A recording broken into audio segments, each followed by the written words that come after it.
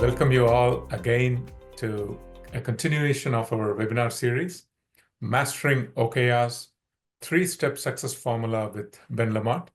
I'm your host, Senthil, President and COO of Profit.co, and we are thrilled to partner with Ben, OKR pioneer and author of 2 leading books, and I'm going to share his profile in a moment. So, folks, as we did last time, we are going to have an power-packed, information-laden session, right, for the next an hour. And what made the last session pretty interesting was there were questions, right? There were a lot of insightful questions which were shared. And we would encourage you to start sharing your questions, and you can type your questions in both chat as well as the Q&A panel. We'll be tracking it. And when relevant questions, we might even bring them ahead, right? So please keep your questions coming, and we would like this to be highly engaging, right? So over the next few months, we will continue with this series of webinars exploring the ins and outs of OKRs, right? And before we dive in, I would like to briefly introduce Profit.co, your partner in strategy execution and performance excellence, right? Profit.co as a company focuses on 3 pillars of performance excellence. Right? So we started off with strategy execution. You can align your organization around a shared vision with our OKR and balanced scorecard solutions. And you can cascade goals, track progress, and make data-driven decisions to drive success.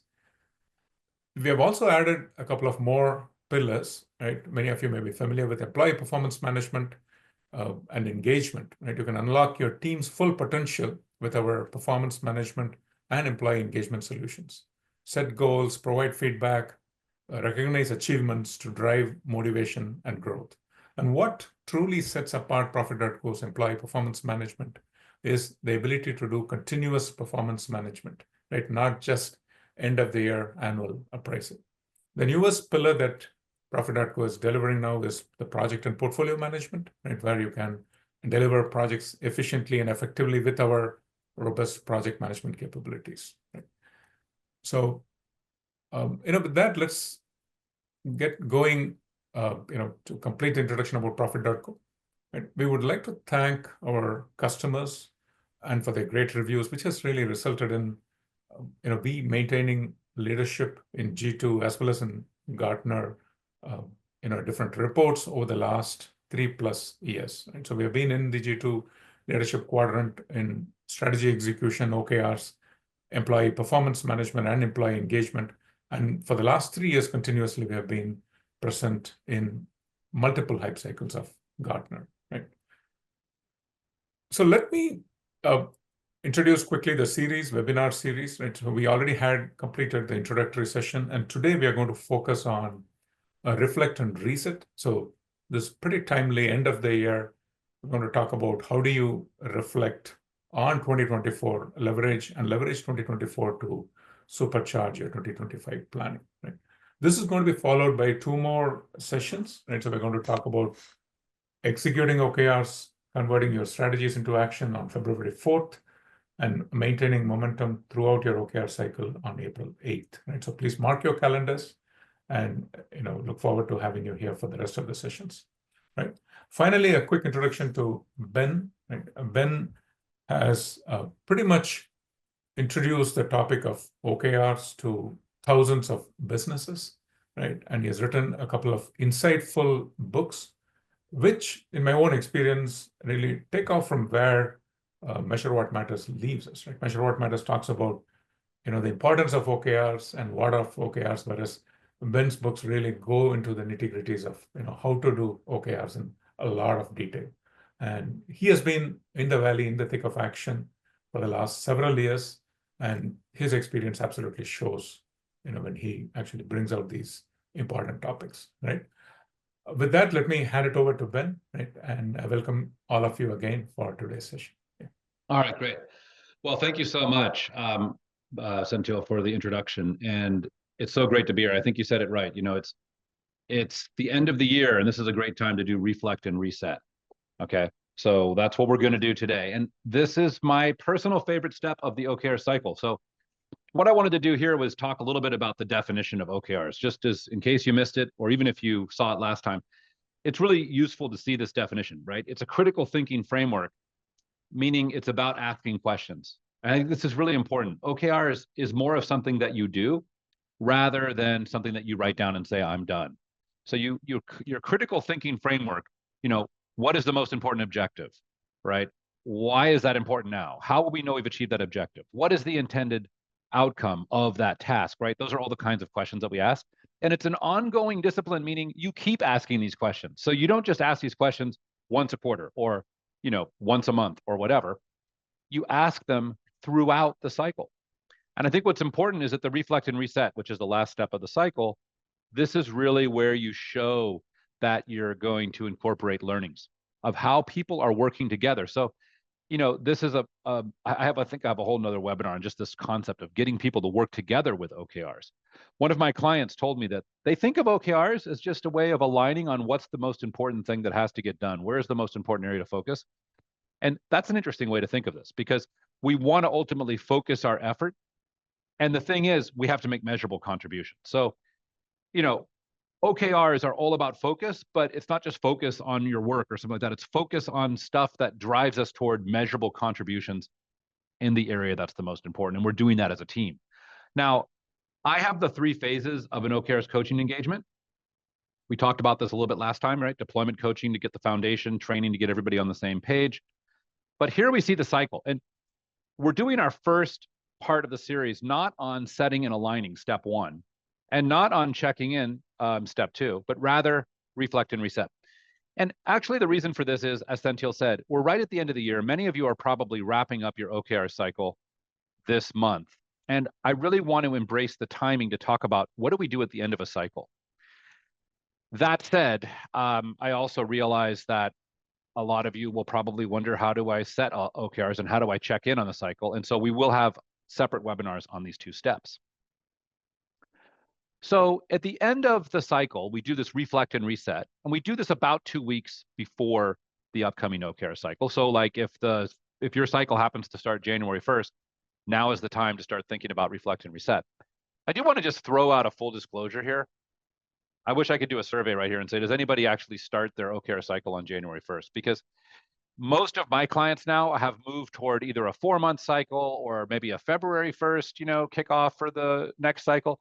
Only because, let's face it, most people aren't even working the first week or 2 of January, and they probably aren't working the last week or 2 of December. So this cycle time may not be ideal. But nonetheless, what we see with this step 3 at the end of the cycle is some people just skip this step entirely, right? They just don't even do it. They say, let's get back together and set OKRs for the next cycle, but they don't formally go over their OKRs. Now, other organizations will do a retrospective where they only will look back. So the outcome of their retrospective meeting is, hey, this key result, did it get achieved? This key result did. Okay, this key result kind of, okay, whatever. Don't forget, we have to get back next week to do the drafting of OKRs. And you can just see the body language in the room. We just sat here and reviewed all these OKRs, and now you're telling me we have to have another meeting to start drafting the OKRs. I want to tell you, spoiler alert, reflect and reset looks back, but also looks forward. And the outcome of a reflect and reset session is the draft OKRs for the next cycle. So you're basically doing 2 meetings in one. You're looking back and you're looking forward, doing it all in one meeting. And that is the key to making your reflect and reset a success. Now, these reflect and reset sessions should be scheduled well in advance, at least 2 weeks in advance. And there should be a clear agenda so that everybody knows what's going to happen. And we want to, as coaches, our real job, in fact, I don't, as a coach, hold you accountable for executing your OKRs, right? There's your leadership team, there's people in your organization that hold you accountable for executing on your OKRs. But as a coach, what we're all about is learning, right? So we're going to hold you accountable on ensuring that the learning that you get from this last cycle informs the next quarter's OKRs. So here's a sample email template. I don't know if I'm going to read this whole thing, but you could take a screenshot if you're lazy, or you could get my book, the OKRs Field Book, and then you can take it from there. But you have to have some kind of an instructions, right? And we talk about how at the end of the cycle, we take about an hour. And the outcome of the reflect and reset session is this, right? Every key result has final scoring. So the key result, like I said, it's achieved or not, right? But that's looking back. That should take no more than like a minute at the tops, right? I mean, it's like, here's the key result, here's the final score. It could be even 10 seconds. This is not a place to get all judgmental. It's just, here's how we did. And it has a documented learning, right? This is what we learned from working on this key result. Here's what works, here's what doesn't work. And then we classify the key result into 3 buckets. And this is what we recommend. The key result champion, the person who has their name next to the key result, they're the ones speaking at this point, and they're going to say, do I want to keep it, modify it, or remove it? Those are the 3 choices. I've had a couple clients come up with like abandon and defer because maybe they want to have it as a key result, but just this isn't the time. But basically, it's keep, modify, and remove. I think if you use those 3 distinctions, you'll be okay. And then who comes to this reflect and reset session? Well, all the key result champions, and anyone else that's interested should come in and listen in and participate a little bit. Okay. So here is a sample of just one key result. And I wanted to zoom in on one key result to show you how the learning from the key result informs how we draft the key result for the next cycle.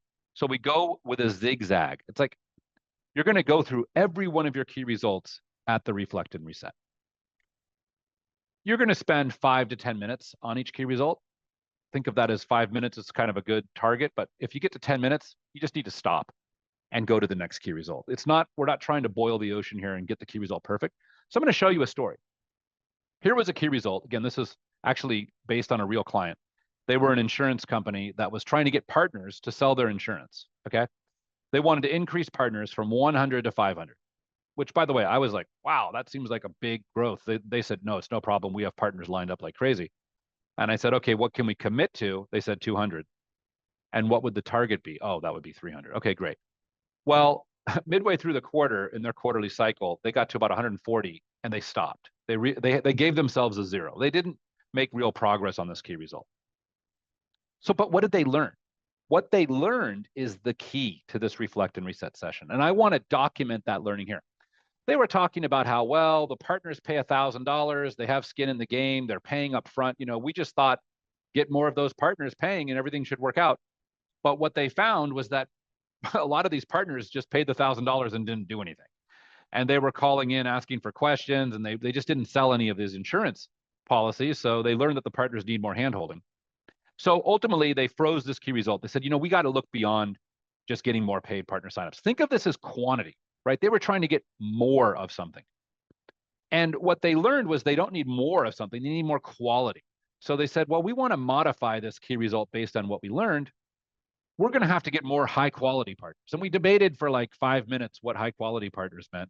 And then somebody from the data team said, well, if they sell 3 certificates in their first month, once they become a partner, those partners go on to be good partners. So all of a sudden they said, well, that's what the key result should be. Now they didn't know what the exact numbers were. So in this reflect and reset, we just said, well, it's something like X to Y. That's a draft key result right there. We created that on the fly in this meeting. So imagine that you do this for each key result. You're going to have a documentation of, well, how did we do? What did we learn? And what is the recommendation for the next cycle? So that at the next meeting, we can start with a draft of the key results that we've put in place coming out of the reflect and reset.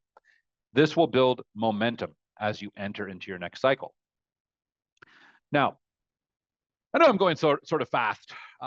So Senthil, stop me if a question pops up that's super relevant. But at the same time, I do really want to get into the Q&A at the end. So that's why I'm going through this pretty quickly. Anything, am I doing okay? Keep going, or you got a question? Yeah, Ben, I think there are a couple of questions which I think are topical. Sure. And I think, we could check if you can answer it there in the Q&A panel. So the first question is, how do you determine whether your 2024 OKRs were ambitious enough without being unrealistic, right? So whether you met the goals. Such a great question, yeah. Yeah. I mean, look, what we find, especially when you're first starting, this is a funny statement, but it's sort of true, right? With most of my clients, either you achieve all of your key results or you achieve pretty much none of your key results. In other words, when people are first starting with OKRs, they're either, super optimistic, and they're setting these amazing stretch goals and they're not achieving any of them, or they're writing things that look like, they're gaming the system and they're saying, well, let's get all this stuff. These are the key results, and they achieve all of it. So in those two extremes, you definitely have a problem and you need to tweak your program, right? Obviously, if you've set key results where you've achieved none of them, hint, make your key results more realistic for the next cycle. Now, similarly, if you write key results and you achieve every one of your key results, what that's telling you is you need to write them at a more difficult level of stretch. What I recommend, it's a little bit technical, you'll see this in the field book, but what I recommend is writing all key results using the stretch target commit thing here that you can see. The 100 to 500 was a stretch. They knew that. They did not expect to hit that. They're actually writing down what would be the most amazing thing they can imagine. And in fact, if they hit 500, they have to tell the story for how in the world did that happen? Because we did not expect that. It seemed possible, but very unlikely. On the other hand, they committed to 200, meaning we have like a 90% shot of hitting that. And so if we don't hit 200, well, we got to explain that.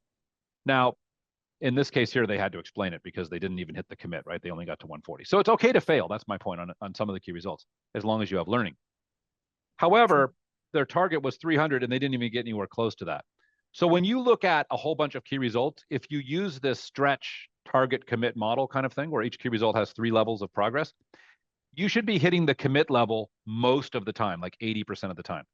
You should be hitting the stretch level like maybe 10% of the time. And you should be hitting the target about 50% of the time. This gives you the kind of resolution to where, back to the original question, how do we know if we're setting them too ambitious? You can begin to tune your program, right? If you're not even hitting the target, more than 10% of the time, you need to bring those targets down or think about, is it an issue of we're not working hard enough, or was there something in the market, right? So the point is, this reflect and reset conversation is the platform to have that very question answered each cycle about, are we setting these key results too far? What are we learning, right? Because in this case here, what I'm trying to tell you here is it's actually better to score a 0 and have a learning. Remember, OKR cycles are really short.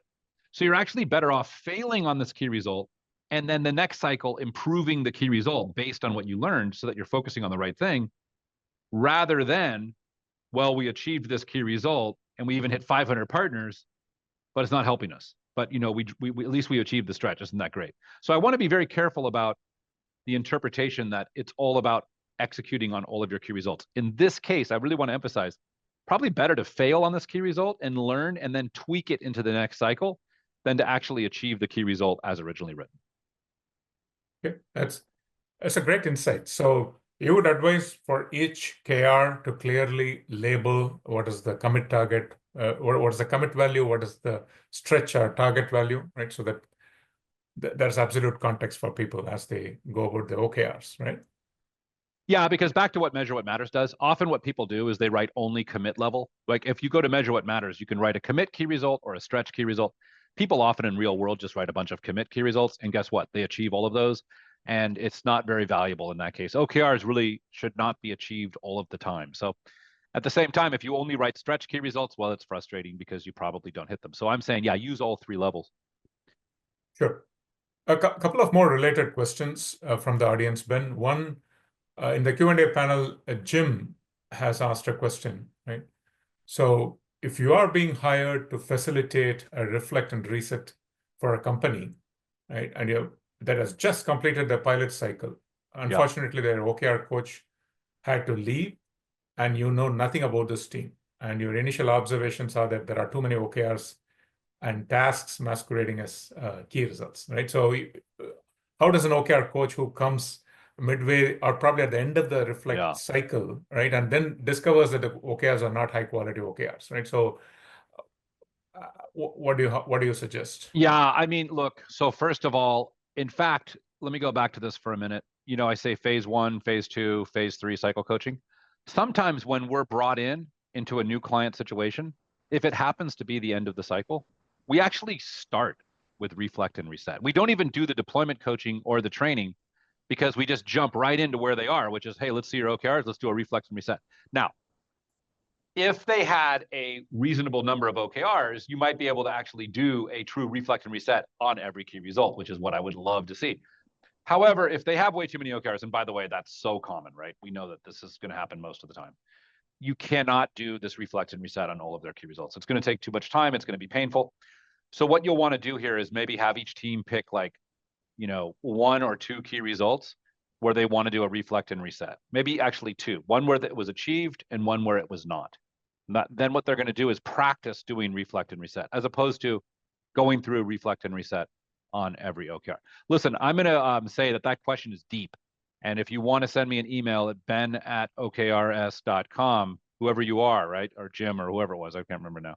But I'll tell you what, I'm happy to talk offline because there's a lot more to your question than we can answer here in this time. All right, so now I'm going to keep popping through, but I know we'll have more questions at the end. Okay, so here's that sample template. I also want to emphasize this is incredibly simple, right? Here's your key result. Now, technically, you do need to have the name of the key result champion on this template too. But here's your final score. Here's your learning. Is it keep, modify, remove? Like that's it. That's the reflect and reset, approach that I want you to take. Now, what I want you to think about is if you want to make this reflect and reset session a success, you really want to do this. I mean, I think this is the most important thing, right? The purpose is to agree on the final scores. And I also want to emphasize, if you don't know exactly what the final score is, because somebody will say, hey, it's not quite the end of the cycle, we still have 2 weeks left, I don't care. Put in your best guess. You probably know. If you're going to hit the target, but you're not really sure, maybe put target question mark. It's fine. Don't spend a lot of time getting defensive here. Try to focus on the learnings for the next cycle coming up, and then applying those learnings into that next cycle, okay? And so how long should these reflect and reset sessions be? Typically, I would say 30 to 60 minutes. An hour is a good maximum. I guess I've seen some of these run an hour and a half. That would be the absolute cutoff, because if you need more than that, it means you have too many key results in this reflect and reset session. Nobody wants to sit through these meetings if they go more than an hour, to be honest with you, okay? So, some of my clients only have 5 key results, in which case they might be able to finish in 30, 40 minutes. Others have 10. Oh, we're looking at 60 minutes. Now, if you have 20 key results, and this is actually an interesting way to think about it. If you have a team that has 20 key results and they need 10 minutes per key result, right? The maximum, right? That's 200 minutes for a reflect and reset. This is also an indicator that they're doing it wrong, right? Because we're not trying to go through everything we're trying to do, and we're just trying to focus on a smaller set of key results. I keep on emphasizing 10 minutes is you have a timekeeper in this meeting. And when we get to 10 minutes, we just say, sorry, we're going to the next one. It's pretty brutal, but we have to keep this thing moving. And if we do need more time for that, then let's just agree. Okay, so who's going to meet after this group? Kind of like I did with that great question that was asked. I said, look, you just asked such a great question. I could spend the next half an hour, 45 minutes just going into that. We could go, and I said, look, this isn't the forum to do that. We got 50 people on this call, right, or whatever. So I'm not going to do that now, but I'm happy to take it offline. Same thing here with the reflect and reset. It's just a best practice in general to keep meetings moving. And then the key result champion must attend. So anybody who is the key result champion, remember, that's the person who has their name next to the key result. They're like the spokesperson. They have to be there because they're the one that will give the update to the team on the reflect and reset. All right, so, one little thing. If you can do 2 teams together, so as a coach, I don't know, this happened kind of by accident. We ended up bringing 2 teams together who worked somewhat closely together, and we said, hey, you each get 45 minutes. And the one team observed while the other presented, and then one team presented while the other team observed. It was magic. Because the reflect and reset is really where we capture that learning and we see how we did. And modeling that in front of another team kind of cleans up their act. It gives them a little bit more professionalism as opposed to it's just the coach talking with them, just with their team. And it's also interesting to see one team. I've seen it work with 3 teams where you have to observe 2, but I really like it being just with 2 teams where you have to observe only 1. Do not do it with 4, right? Because if you have to observe 3 teams, you're going to start to pull your hair out. All right, so listen, I've pretty much got through what I wanted to get through. I do want to throw this out there. I mentioned it to at least one of you. I don't know if it was Jim or someone else, but whoever asked a couple of good questions, anybody that asked a question absolutely would love to talk afterwards to go more into detail. But if you go to OKRs.com, click on the free assessment and put a sample OKR in there, I would love to have a follow-up call. That's a structured discussion with you. But do mention that you attended the Profit webinar, because then I can offer that free OKRs coaching session with you, right? I'm not going to do this for everybody on the call, but probably not everybody wants to do this. But, there's 3 or 4 of you that are thinking, hey, I have some more stuff I want to talk about, especially if you're already doing OKRs and you want some feedback on that. Or if you are, like somebody mentioned earlier, you're an OKRs coach and you desperately need help with your client. That's another way that you can use me. So now, look, just to recap, we've done the first 2 webinars now. We talked about reflect and reset here just now. So, wow, we've completed that. Great. For those of you that have completed both, congrats. If you didn't see the first one, I recommend you go to the recording and scroll through that because you'll get some good information there. And then we have 2 more coming up, February and April. And these are also sort of timed in a way that makes sense. The February one is going to be more focused on checking in. And then this one, I'm sorry, this one will be more focused on setting OKRs. And then this one will be more focused on checking in. So with that, let's go into Q&A, right? Because I know there's more questions, Senthil, and this is usually the fun part of the discussion. Yeah, absolutely, Ben. A lot of insightful questions in Q&A. I'm going to go through, some of the interesting ones with you, Ben. And folks, if you have any additional questions, please do keep them coming. So there is a very interesting question, right? How do you ensure, what methods can you use to ensure cross-functional alignment for 2025? Wow. Okay, this is such a good question. Okay, so I'm actually working on a maturity model for cross-functional alignment. And, I'm sort of thinking, why don't I just find that slide? I got it somewhere. I'm going to preview, guys. I'm going to preview a super hot off the press, not even actually on the press yet, someday to be put on the press. But or at least I think it will be, thing here. So let me see if I can just bring this up. Right. Okay. Yeah, this happens so often because, look, so many times your organization, especially when you're not customer facing, right, is just super dependent. I mean, even if you are customer facing, is just super dependent on other organizations. So let's see if I can get that into slideshow mode. Does it like me? Yeah. Okay. So the first point is, actually, let me go back. Yeah, this is a story I want to tell you. Okay. So the number of champions, owners. So look, when you look at measure what matters, there's always one name next to each key result because that's supposed to drive accountability within their team. That's great to drive accountability. But if you want cross-functional alignment, having that one name next to the key result doesn't really drive cross-functional alignment. In fact, successful organizations will often put two names, okay, two champions, but different functional areas, and that can drive that alignment. Here's my case study. So I want you to imagine an upstairs and a downstairs. It's a two-story building. Okay, on the upstairs, it's a true story. It's just absolutely hilarious. Upstairs are all the business people. Downstairs, you got your tech people, right? IT, engineering, et cetera. So now you wonder why we don't have alignment between, business team and tech team. Well, we're literally on two different floors, right?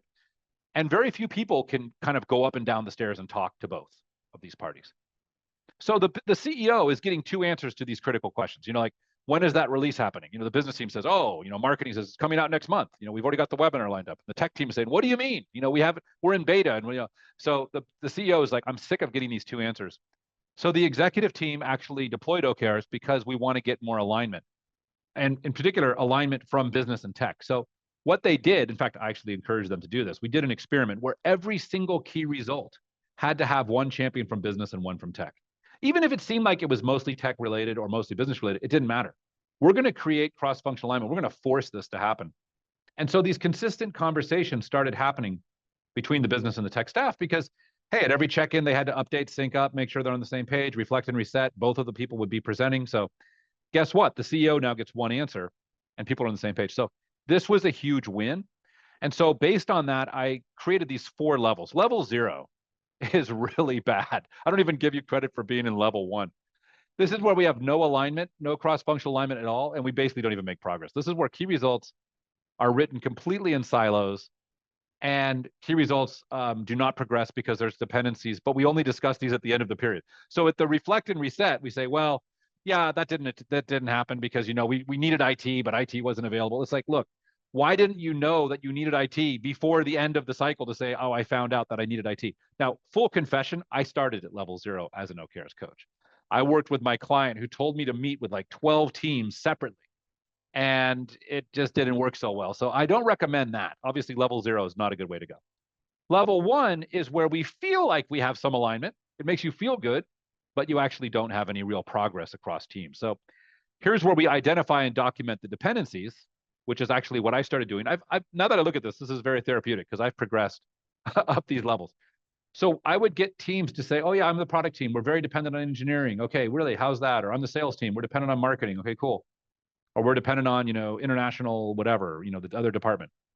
Great, now let's write our key results. And we can send our key results. Once we've got them set, we'll send them over to our stakeholders via email, and we can say, hey, doesn't this look great? Any comments? Here's the problem. They don't even bother to read it. They're like, yeah, it looks great. It's like, they don't really care about your OKRs. So you're not really involving them from the start. Now, if we do level 2, where we actually are aligned and we might get some progress, here's where we draft OKRs together. So it really makes us feel like we have buy-in, because we bring in, let's say, marketing and sales, that example I gave you. Maybe we send some marketing people into the sales team OKR session, or we send in, product people into engineering or whatever, right? We're sending people into their OKRs drafting session right from the start, where we know we have these dependencies. And now we have action plans, right? Who's going to do what? And there's some informal collaboration in there. But finally, we have level 3, which is really cool, right? This is the line progress. So here's where we not only draft OKRs together, but we actually put a name of somebody outside our team, that co-champion, like I mentioned with business and tech from my other client. So we actually have 2 names, one from outside our team, the critical dependent team. So we're working together now. And that named person from the outside team now has agreed to a cadence. Maybe they're going to meet every 2 weeks, or they're going to meet every week or every month or whatever. There's an agreed upon cadence. So we're going to stay on the same page.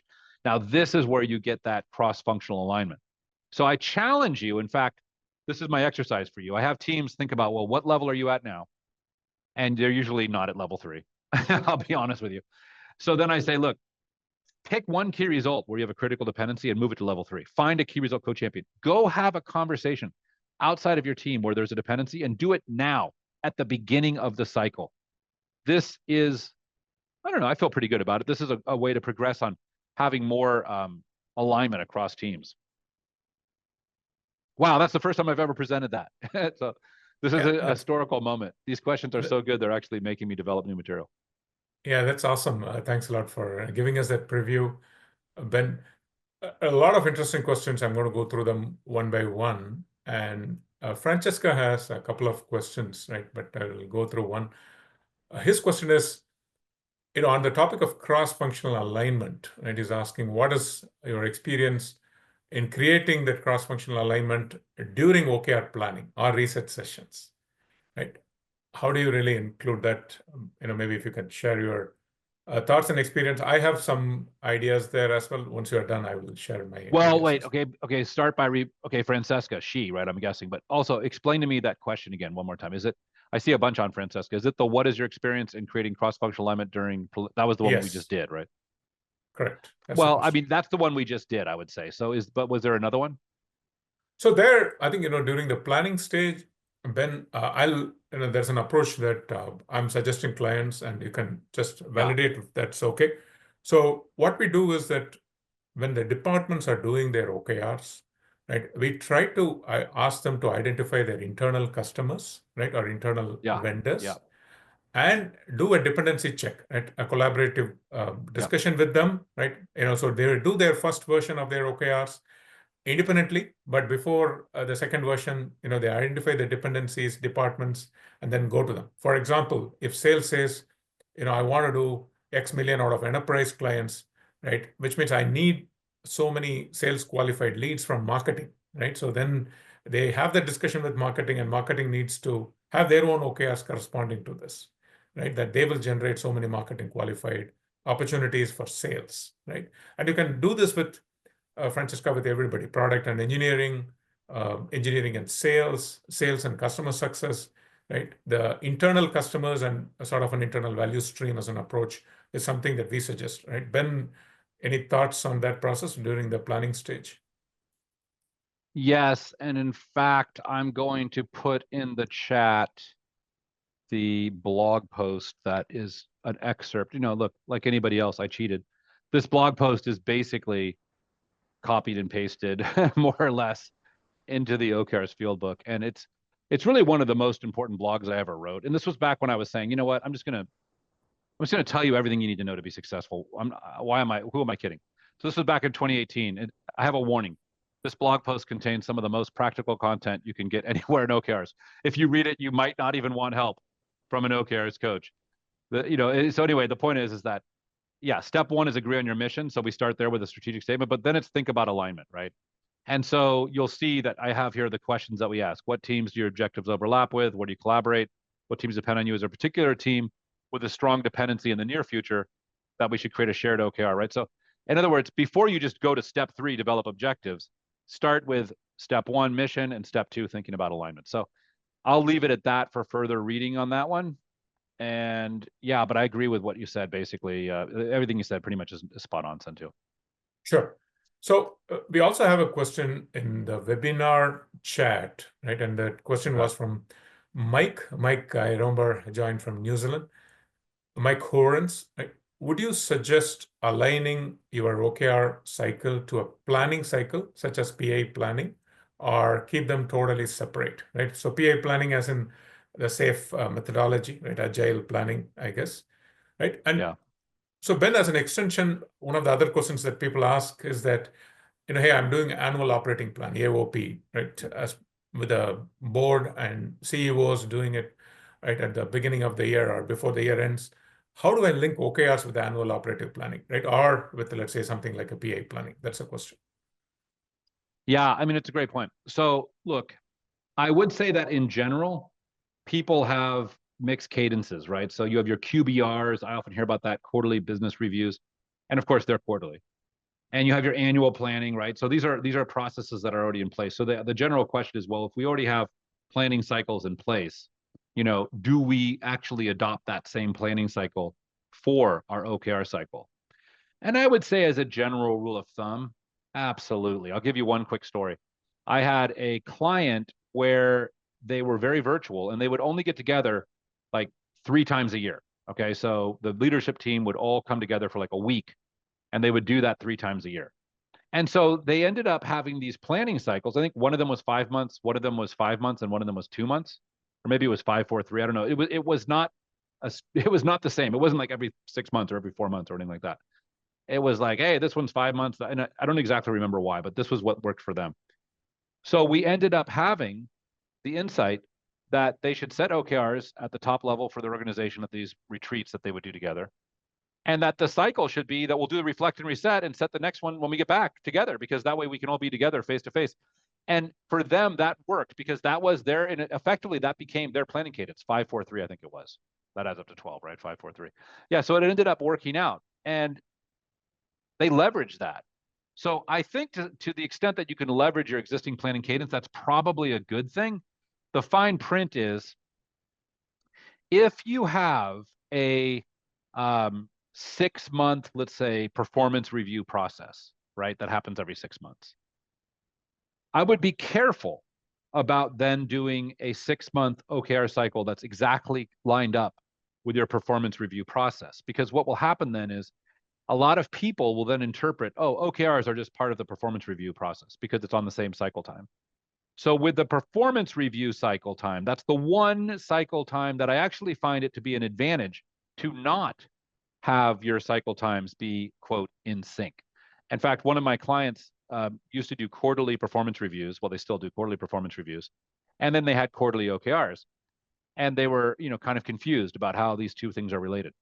Well, what they did is they moved to a 4-month cycle for their OKRs, but they kept the quarterly performance review for their, incentive compensation and employee rankings and all that kind of stuff that they do. And once they did that, everybody got it. Oh, I guess OKRs are not the same because, see, they're on a different cycle time. So you got to be intentional about what's the right cycle time. So I don't want to give you a answer that you have to use your planning cycles with OKRs, but I think you should absolutely think about that. And probably that's the default. I had one client that had 4-month cycles because their engineering team did 4-month release cycles or something like that. And they were like, oh, absolutely, we're doing OKRs on 4-month cycles. The final point I'll give you there is that sometimes if you're more advanced with OKRs, different parts of the organization can have different cycle times. Like I just mentioned there, the engineering product people were doing 4-month cycles, like trimesters, they call them. Okay, great. They wanted to do OKRs that way. That's what worked for them. The leadership team said 6 months is what we want, right? And so fine. The cycles can be offset. I think it doesn't have to be the case that everybody has like this, cascaded time frame of this is annual, this is quarterly, this is monthly or whatever with OKRs. Thanks, Ben. Great insights. So we have another question from Francesca. I think this is probably related to the example that you gave where the insurance company wanted to have hundreds of partners, 300, right, but ended up with about 140, right? So the question is, would you not have found out that the KR cannot be reached during midterm, during the middle of the quarter or middle of the period? Yes. How should people react? If they realize that we are not going to hit the target, they know that in the middle of the quarter or middle of the year, how should they react? Well, in fact, that's exactly what happened. These guys got they had a quarterly cycle, and I think sometime in, like, let's say after the second month, so they still had a month left in the quarter, and they realized this isn't working, right? So literally, they sort of did an early preemptive reflect and reset. In fact, they had already written, it's going to be 140. We're going to stop trying to get new partners. This is what the learning is. Now, of course, in this case here, the reflect and reset meeting is in 2 weeks, right? Because it's 2 months into the cycle and it's a quarterly cycle. Guess what? They're going to do the reflect and reset. So it all works out. Now, in this case, just cross out the key result or whatever, right? And we're going to go into what's the learning. We're going to modify it for the next cycle. Underneath this question that Francesca is asking is, well, let's suppose you have a 6-month cycle, okay? And let's say you're only 2 months into the cycle. And now you realize this key result is not driving the right behavior, or it's just not the one that we want, right? Here's the deal. What I usually do here is I strike it out with strike through font. I document that I'm canceling it. I get some kind of an executive approval and says this key result is no longer valid. I close it out with a learning. Here's what we learned. And I might actually write the new flavor of the key result that's relevant for this current cycle. That's a little bit controversial because some people say you should just only change OKRs into the next cycle. And I say, look, you should try to change OKRs, or your key results in particular, in that next cycle. That should be the default. But every now and then you're going to need to strike one out and change it. Now, when I was looking at what LinkedIn did, they were pretty advanced with their use of OKRs, and they would do a mid-cycle check-in. And I'll never forget this. The key result champion, they would present all their key results at the mid-cycle check-in. They'd have like 5 minutes. And they had to convince the team that this key result was still valid, or they had to make their case for why it had to be taken out. And about 1 in 5 key results, okay, were either removed or modified in the mid-cycle check-in. So the mid-cycle check-in was a big deal. It was kind of like a bake-off or whatever you want to call it, right? It wasn't just let me give you an update. It was actionable, right? In fact, it was the goal to end the meeting with at least, 1 key result either removed or tweaked. It wasn't just a session of just give me an update. We want to make this be a working session, and everybody was much more engaged. So I would say this is not budgeting, right? It's not like, oh, you wrote the key result, so it's locked and loaded, and therefore we're not using these key results to determine your compensation. So we don't have some like legal agreement with HR that says this is what the key result is, so help me God. This is always about learning. Now, the fine print that I'll give you, Francesca, on this one is my clients who are more advanced, get this, they literally are doing reflect and resets in the middle of the cycle. So they do their cycle, but their mid-cycle check-in is basically a sort of a preliminary or sort of a preemptive reflect and reset, where they're saying, do I want to keep, modify, or remove this key result for the balance of the cycle? Not just for the next cycle, but like, hey, is this one a keep? Most of them are keep. But they're challenging themselves to say, what have we learned, right? Would I tweak it? How is my score, right? They're just going to say, this is the final score. This is what I think it will be, and this is what it is now. So I don't want to confuse you, but if you're really good at OKRs, you're actually doing this reflect and reset in the middle of your cycle. Okay, don't start with that. I'm going to talk about checking in next year in February. But start with doing reflect and reset at the end of the cycle. But for those of you that are getting more advanced with your OKRs practice, and Jim, now that I see it's Jim Apodaca, this is one of our top OKRs coaches in the community. So all you know, Jim, is I'm challenging you to do reflect and reset with your clients in the middle of the cycle, okay?